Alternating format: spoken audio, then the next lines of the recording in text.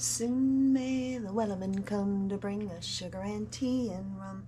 One day when the stripping is done, I'll take my leave and go. Ahoy, mateos. Welcome to Rogue Mother Rising. It's March 18th, 2026, 9:09 a.m. Pirate time. And I've been working on some scripts.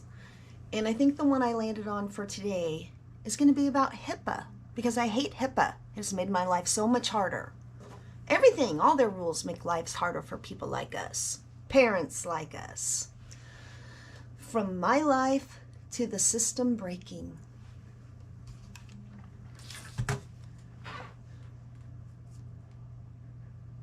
Starting in my head, my reality. This is something I've been trying to wrap my head around, because in my real life with my son, I make every decision. Not because I want control, but because he needs someone to help him understand the world. He chooses what kind of food he wants, and he chooses, he picks places where we can go, and we go. So he has lots of choices, but the serious choices, like in HIPAA, that's on me. That's what I do. I'm his mother. Introduce the disconnect. But then I stepped into the system and I'm suddenly told he has autonomy. He has rights. He has to make his own decisions. And I'm thinking, you're not even talking to him. You're talking to me. And that's how it is, wherever we go.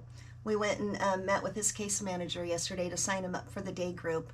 And I really like her. She's really sweet. She's just doing her job. But there again, while she talks to me the whole time, and then she looks at him and says, "You're the boss." It's just weird. And with my son, he doesn't even really understand what any of that means, so it's not a problem. But I could see where that could be a problem for other parents. Their kid constantly being told, "You're the boss. You're the boss. You're the boss," when they need 24/7 care. They're not the boss. They're not the boss. They keep saying, "Oh, you're the boss." They're not the boss. I know, we all know. It's the care provider making the decisions. In my case, me, a mother. In others' cases, like a story I just read before we went on our trip, I think the young man was in a group home. And he has the severe autism with the violence and all that. And he ended up in a I guess you'd call it Baker acted, put in the hospital. And they won't give his mother any information. None. Okay, here we go. Bring in HIPAA. And then there's HIPAA.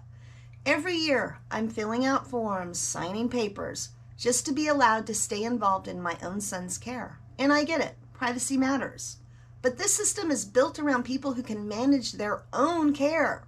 That is not my son. The transition to autonomy. And this is where autonomy comes in. On paper, autonomy sounds right. Every adult should have control over their life. But in reality, not every adult understands consequences, safety, or long-term outcomes. And then this was where I was supposed to talk with the other family. And then I see another mom online. Her child is severely disabled, high needs, constant distress, and she places him in a facility. And now they won't tell her anything. My balanced take on medication, and I want to be clear, I am not against medication. If someone is living in fear, confusion, or pain, and there's something that can help them feel calm and safe, we should absolutely be using it. I'm seeing way too many videos on Facebook Reels of these parents with these kids that are bloodying up their own faces. And this knuckle, this cheek, all bloody, because he's bashing his head in. And they just send him home with her. Here, take him home. Enjoy your life. The core problem. I guess I'm going to tie it all together. But you don't give powerful medications and then shut the parent. You don't give powerful medications and then shut the parent out. But then you don't give powerful medications and then shut the parent out. That's the disconnect. That's the disconnect.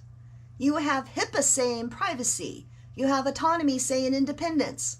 But the person in the middle may not understand. But the person in the middle may not understand any of it. My son, he doesn't know what those words mean. I had to look them up to see what they meant. The emotional truth. So what happens? The system protects itself. The paperwork is complete. The boxes are checked. But the parent, the one who actually knows the person, is left in the dark. We should be using every tool we have: medication, support, structure, and care, but never at the cost of communication. Because when you remove the parent from the equation, you're not protecting the person, you're isolating them. The system doesn't need more rules. It needs more reality. And that's what started all this for me when I wrote to those ladies. I know reality. I live reality. I can't just go along with, they can do whatever they want, it's just fine, autonomy, dignity of risk, person-centered care. Those options don't work with people like my son. He doesn't know what any of those words mean. All he knows is that he wants to go to a day activity group with his friends and have fun. That's it. That's his goal in life, to go have fun and enjoy his life. All right, that's it for today. I'm not sure what my next video is going to be about. There's just so many things. There's so much wrong.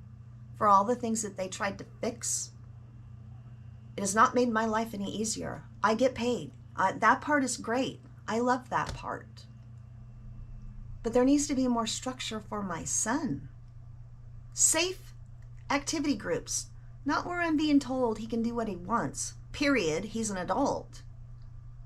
Not when I'm having to do all the cleanup work after mistakes that happen. They're not going to be cleaning it up. They're going to be off on their new job with their new clients at the strip club. And I really don't even have anything against those people. It's very obvious the policy and the rules are messed up from the top. And everybody's just following their rule book. Oh, this is what it says. Sorry, lady. No, that does not work in this kind of population. And whoever decided to close those institutions should have prepared better. I'm going to try to fix their problem. Ahoy, sail away, have a nice day. Bye, mateos.